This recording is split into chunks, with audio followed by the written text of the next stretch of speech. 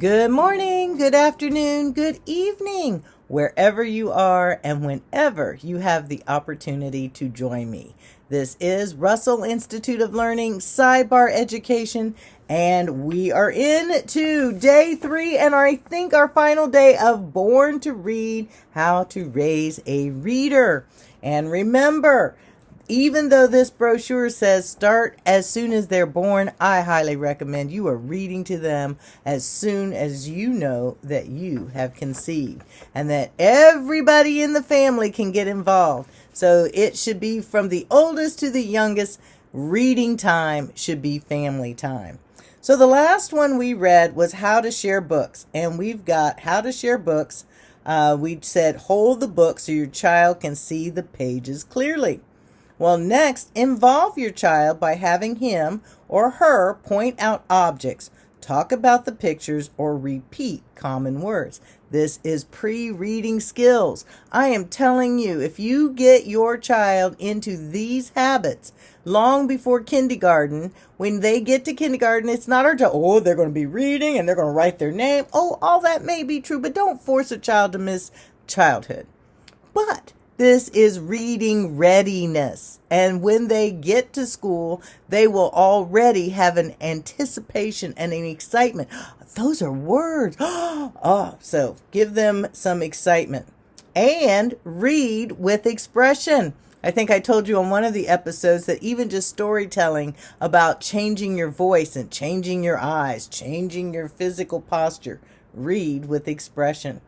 Also, how to share books. Vary the pace of your reading, slow or fast. My husband and I still read books out loud. We haven't had as much time as we'd like, but we try almost every day. Sometimes it's only 2 or 3 days through the week. And if we have to, we'll set the timer. We haven't read for a couple of days. Let's set the timer, 15 minutes, 20 minutes, 30 minutes. I like to read because I get into the quiet and da-da-da-da-da. So you have to be able to have expression. I like reading books. Also, find other titles by the authors and illustrators included in this list. And I think that's why we've had a hard time getting started. We just finished a book by Frank Peretti, Piercing the Darkness. And now his second book that is in that type of series is... we finished This Present Darkness and we're working into Piercing the Darkness. I don't even think we've read the whole first chapter because it's like, you have to almost get out of the old characters. There's a few that repeat, but sometimes it's hard to get started in a book. But I've always told my children, you need to give it at least the first 3 to 5 chapters because in the beginning of a book, it's setting up the character, setting, and plot. And so sometimes it takes a little while. So I really encourage children, do not give up the book on the first page. I don't like it. I don't understand it. It's not so fun. Well, of course it's not very exciting. They haven't told you who's in the book. They haven't told you what the conflict is. And you don't have a clue where it's going on. So they have to build that. They have to paint the picture with words. I don't think we're going to get done today. We're going to probably have to go to day 4. You also need to help share a book by have your child select books to read. When my children were little, we went to the library every week.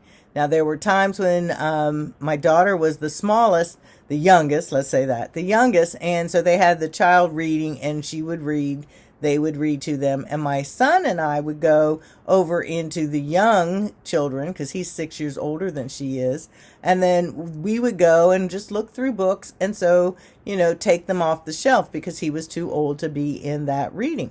So again, get to the library, get your children ability to look at the books. Again, if it's online Kindle books, let them pick the books because if they pick it, there are a greater chance that they will read it. Also, reread your child's favorite books whenever asked. And again, Good Night Moon. Let's see, was it a Good Night Bear or Moon Bear? I can see the cover, but it was like every night. Can you read it again? And sometimes you had to read it twice. And nope, we can't read. It's bedtime. And so I'm going to give one of the and remembers, and then we'll come back and finish with a day 4. And remember, be enthusiastic about books. I think that's a great place to end for us today. Be enthusiastic about books. Even if you were a person a child who didn't like books when you grew up, not that you have to lie, but you can be enthusiastic now. Maybe don't tell them you didn't like reading until maybe they're a lot older, but you've got to please help your child be enthusiastic about reading, because I believe with all my heart, the more you read, the better reader you are. The more you read, the better your comprehension, because now you've heard things and you've seen things that may be triggered for what we call scaffolding. So when you go into a classroom, I remember hearing that. I know what that means. And so it creates a greater ability for comprehension, as well as it enlarges and allows your brain to have imagination. Because especially as the children get older and there may not be pictures in the book, they start to make pictures in their mind of what the character looks like or what the scenery looks like.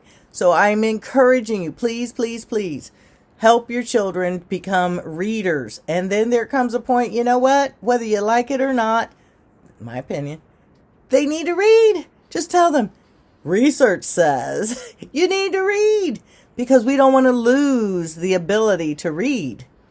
We do not want to live in a society that everything is just the pictures. I'm glad for the pictures. Those are great. Women's restroom, men's restroom, danger, safety. But what if you can't read?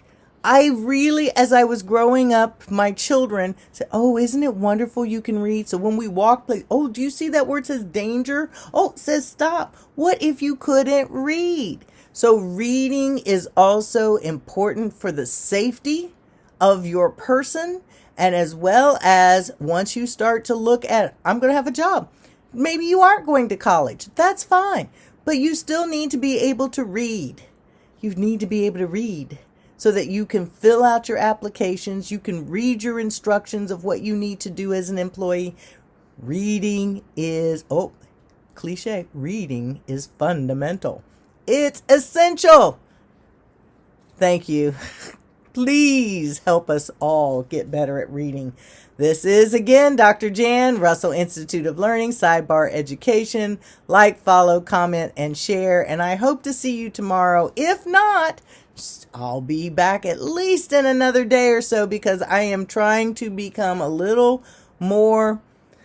I've got so many other things going on that to record and to produce, but I love it. I wouldn't miss spending time with you. So please keep coming back. Have a great day.